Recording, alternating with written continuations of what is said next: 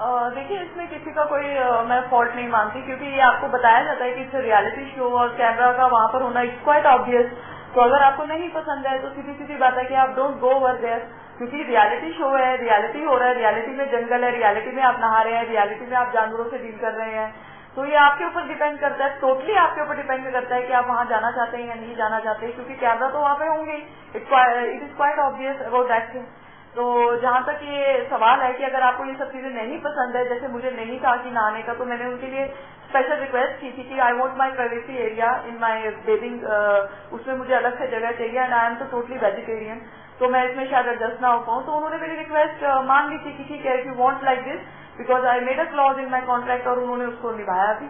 तो ये आपके ऊपर डिपेंड करता है टोटली। यानी बाकी लोग जो नहा रहे थे या इस तरह की तस्वीरों से जिन्हें आपत्ति नहीं थी, वो उनकी इच्छा से हो रहा था, उन्हें पता था कि ये सब हो रहा है और इसका इस्तेमाल टीआरपी के लिए किया जा सकता है।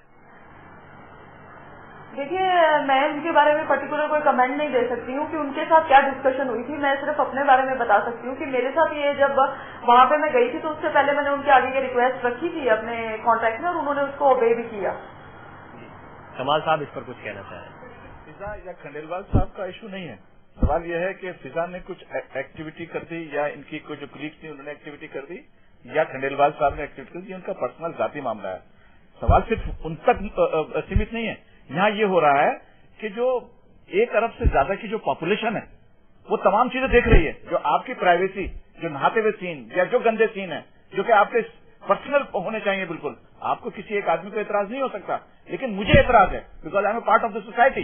मुझे ये एतराज है कि कोई आदमी, कोई अगर सपोज कर लीजिए कोई भी आदमी सड़क पर नंगा मुझको नजर आएगा, मुझे एतराज है, क्योंकि मेरे हिंदुस्तान की सभ्यता, मेरा जो मॉरल जो वैल्यूज हैं खत्म हो रही हैं। मैं अलाउ नहीं करूंगा। अगर इस तरह की शोज को आप अलाउ करेंगे तो फिर कल को आप कनॉट प्लेस पर और इंडिया गेट पर किसी को भी कुछ करते में रोकने का आपको कोई हक नहीं होगा। तो क्या ये सोसाइटी करने देगी? क्या हम इसके लिए तैयार हैं? किसी हालत में तैयार नहीं है, क्योंकि अगर हम इसके लिए तैयार हो गए तो हमारा हिंदुस्तान खत्म हो जाएगा, हमारी जो वैल्यूज है खत्म हो जाएंगी हमें, और फिर वेस्टर्न कंट्रीज में कोई फर्क नहीं रह जाएगा। और हमको इस बात का भी सोचना चाहिए, हमको इस बात का ध्यान रखना चाहिए कि हमको अपने ऊपर गर्व है कि हमारी जो फैमिली वैल्यूज हैं, अल्लाह का बड़ा शुक्र है, बड़ा करम है कि हर रिलीजन के अंदर, हिंदू मुसलमान सिख ईसाई, वो फैमिली वैल्यूज हमारे यहाँ बरकरार हैं, जबकि वेस्टर्न कंट्रीज के अंदर फैमिली वैल्यूज तार हो गई हैं। डाइवोर्स की जो परसेंटेज है सबसे ज्यादा है, बल्कि कॉमन है चीजें। यहाँ पर एक दिलचस्प आंकड़ा हम दर्शकों के सामने ये भी रखेंगे कि अभी नफीसा जी ने भी जिक्र किया था कि इस तरह के शोज या फिर हमारे यहाँ पर थोड़ा कंजर्वेटिव सोच होती है, इसलिए इस तरह के सवाल बहुत गंभीरता से लिए जा रहे हैं या इस पर इतना बवाल हो रहा है। लेकिन विदेशों में जहाँ ये शो दिखाए जा रहे हैं, वहाँ कैसे इन पर पाबंदी लगाई गई है परिवारों के टूटने के बाद, ये भी हम दर्शकों को बताएंगे। उससे पहले आपका रिएक्शन सिद्धार्थ जी। वही मैं बोल रहा हूँ कि आज जो आप जैसे फारूक साहब बोले कि आतंकवाद जो है, मैं तो मानता हूं कि ये तो सबसे बड़ा आतंकवाद तो ये है। अभी जो इंटरनल कम्युनिज्म जो भी चल रहा है, जो भी है, ये तो आप परिवार को तोड़ रहे हैं, सोसाइटी को तोड़ रहे हैं आप लोग। तो आपको ये जैसे फिजा जी बोले बीच में कि हम लोग को ये जो इंस्पेक्शन होता है हम लोग करते हैं, तो आप लोगों को आप लोगों का भी तो एक खुद का तो कुछ एक होना चाहिए, दायित्व है जो सोसाइटी की तरफ, कम मोरल रिस्पॉन्सिबिलिटी तो है आपको, मतलब सोसाइटी की तरफ।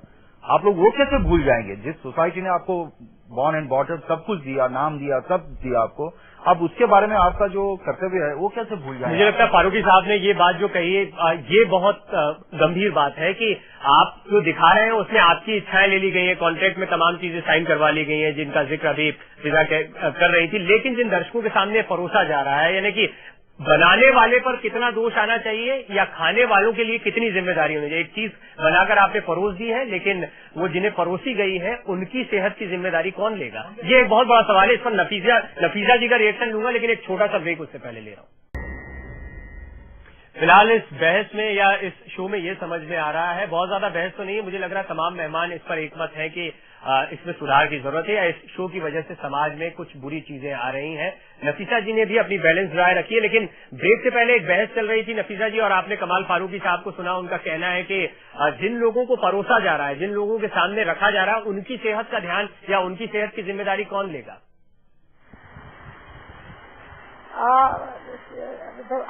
आपका सवाल ये है कि इसका रिस्पॉन्सिबिलिटी कौन लेगा कि उनकी जिंदगी में गड़बड़ आए, सवाल के साथ। Is that the question?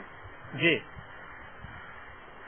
देखिए, ये प्रोग्राम जो भी इस प्रोग्राम के लिए इनवाइट होते हैं उनको उनकी जिंदगी के बारे में पता है, और ये ऑलरेडी डिस्कशन या सेशंस में बैठते हैं एंकर के साथ, और सवाल उसी टाइप का फ्रेम होते हैं, और कोई भी एट एनी पॉइंट उनको ये सवाल पसंद नहीं आते हैं, वो विड्रॉ कर सकते हैं।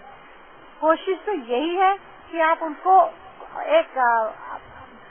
एक खराब को नहीं मिलना चाहिए, मगर हर मेरे ख्याल से हर इंसान के जिंदगी में कुछ न कुछ झूठ तो है। तो कितने सारे झूठ है जिसके लिए आप सवाल पूछ के उनको आउट कर सकता है। उनके प्राइवेट लाइफ में नहीं डेल्व होना चाहिए, या हम लोग नहीं घुसना चाहिए।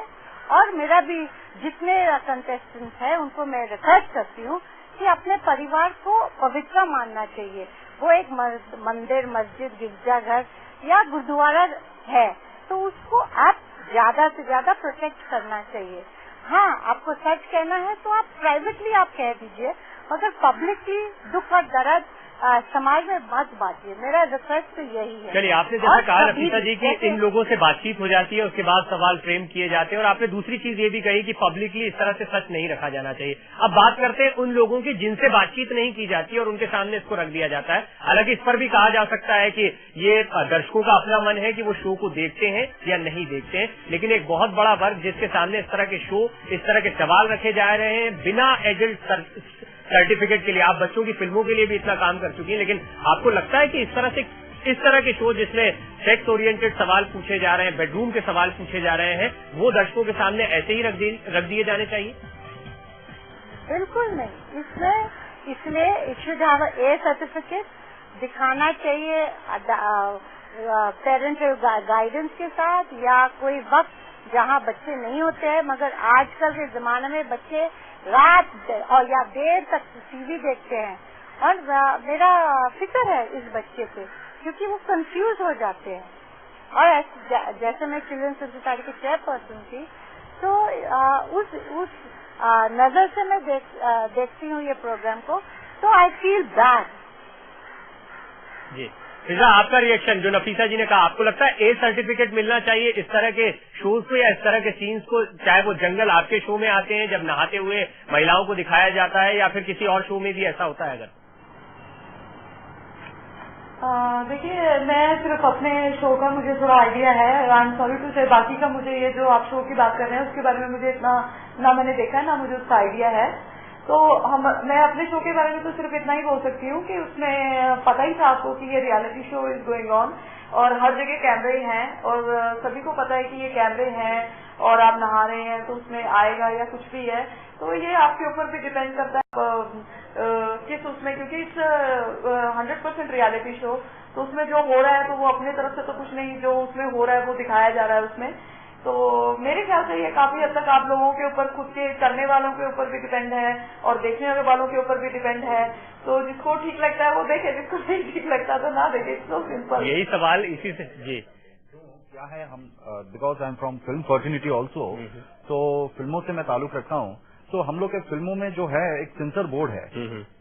तो पहले अगर हम लोग बोलते हैं कि यार जिसको देखना है देखो, जिसको नहीं देखना है नहीं देखो, ये तो बात नहीं है। आप जब फिल्म हॉल में चल रही है तो लोग तो जाएंगे देखने के लिए। आप प्राइम टाइम ब्रांड पर एक शो चला रहे हैं, वो कैसे आप सोच रहे हैं कि एस्केप कर जाएगा शो?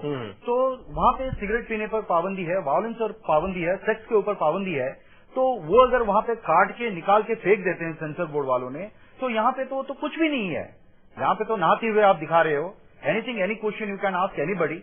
अभी बाप के सामने बेटी का अभी पूछेंगे आप स्कूल टाइम का आपको निकाला दिया गया था, आप प्रेग्नेंट हो गए थे, तो what kind of question is this? ये कोई सवाल है? पूछने वाली सवाल है ये? तो कैसे एक बात और समझ लीजिए, ये फिजा को खास तरीके से पता चल जाना चाहिए बात, कि यहाँ पर हिंदुस्तान के अंदर कोई कंज्यूमर प्रोटेक्शन भी है, और एक आम आदमी कंज्यूमर है। जब आपका वो प्रोग्राम देख रहा है तो ही इज द कंज्यूमर, उसका सेफगार्ड करना, उसके इंटरेस्ट को वॉच करना, ये हमारा फर्ज है। वैसे ये नहीं है कि हम कपड़े अपना बेचने के लिए अपने कपड़े उतार कर हम खड़े हो जाएंगे, आप देखना चाहो देखो, नहीं देखना चाहो नहीं देखो। No, this is wrong, this is against my constitution. Shahrukh साहब, there is a law also. हम लोग अगर कपड़े उतार के रोड पे नहीं चल सकते हैं, दैट इज द ऑर्डर, वो तो एक लॉ है, हम लोग अरेस्ट हो जाएंगे। ये फिजा तो मालूम होना चाहिए, बाकी लोगों को मालूम होना चाहिए।